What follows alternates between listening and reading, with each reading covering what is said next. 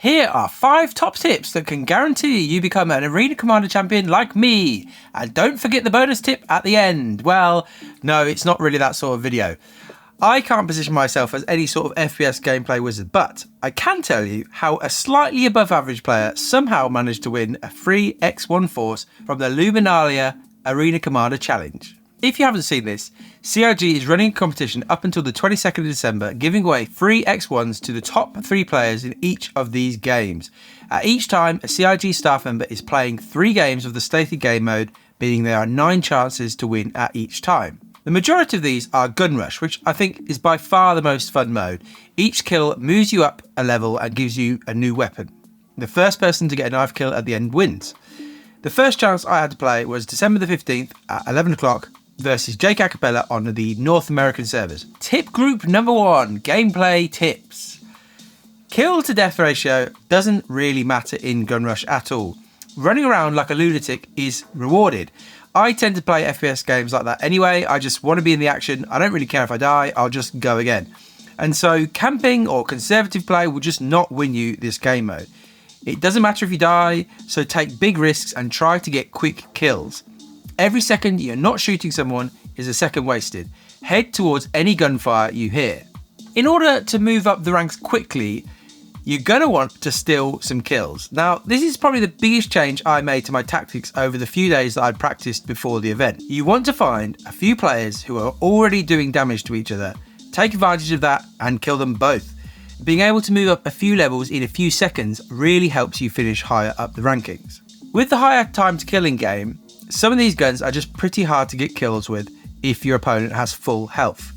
If you can sneak an easy kill against someone who already has low health with the grenade launcher or the railgun, it makes things a lot easier. Those weapons are pretty horrific to use on somebody with full health. Also, I recommend shooting anything and anyone you see, even if they're far away and even if you're unlikely to actually kill them. The level is the main thing on the scoreboard, but if you're tied with somebody else, your score is the tiebreaker. Now, I'm not good enough to win every game I play, but normally I'm near the top of the rankings because my overall score is quite high. I shoot everything and gradually rack up damage points. If you actually manage to get into a game with a CIG dev, something that we'll cover in a moment, you might need the extra points to actually get you into the top 3. Tip group number 2, the mouse settings and stuff.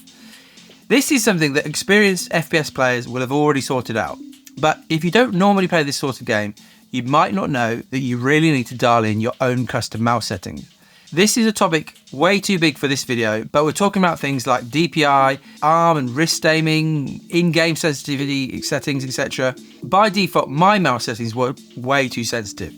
I leave my mouse with just the standard DPI of 1000, and I found that default in-game, I just couldn't target anybody accurately at all, especially when aiming down sight. So for me, I needed to drop the overall mouse sensitivity and also the ADS setting. Do some research, play around with some mouse settings for yourself and find something that works for you. Tip group number 3, performance. This channel is normally about performance, and so I had to sneak something in, but really, performance is actually quite key, and there is one main thing to watch out for. As always, the faster the CPU you have, the better Star Citizen performs.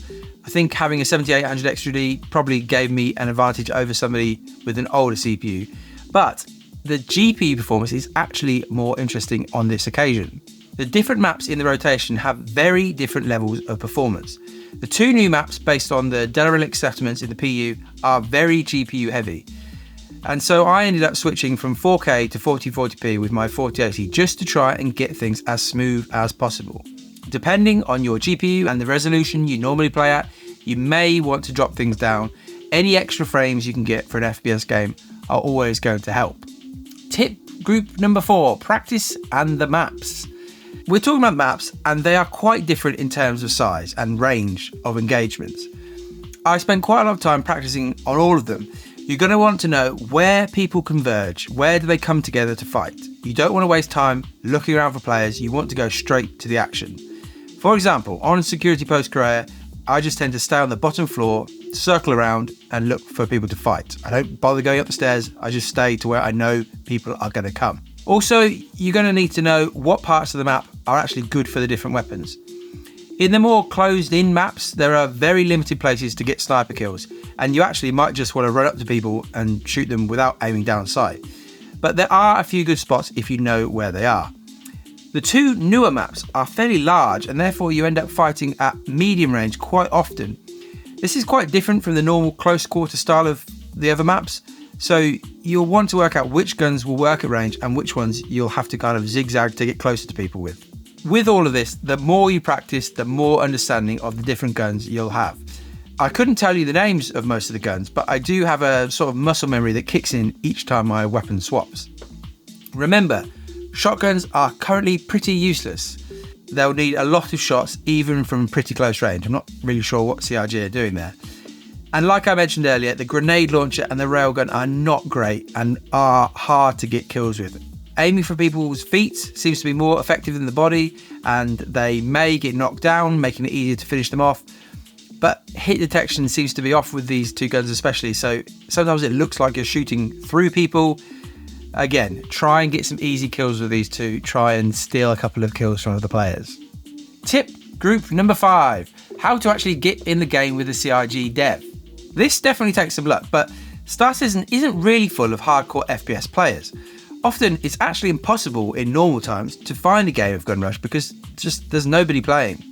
So you probably aren't up against as many people as you would think. My only advice for this is to spam entering the game. From the start time, I kept joining Gun Rush games, checking if the CRG dev was there, and if not, I left. After about 20 minutes of this, I was pretty shocked to find myself right at the start of a round with Jake Acapella-CRG. I imagine a lot of people just give up.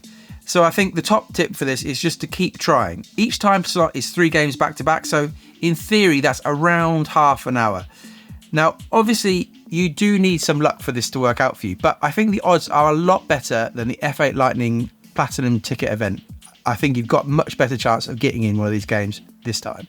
So how did my round actually go? Well, unfortunately I didn't record it because I wanted to eke out every tiny bit of performance, even though it would have been probably fine. I didn't want to record it just in case something went wrong with the PC. I thought I'd actually give myself a proper go.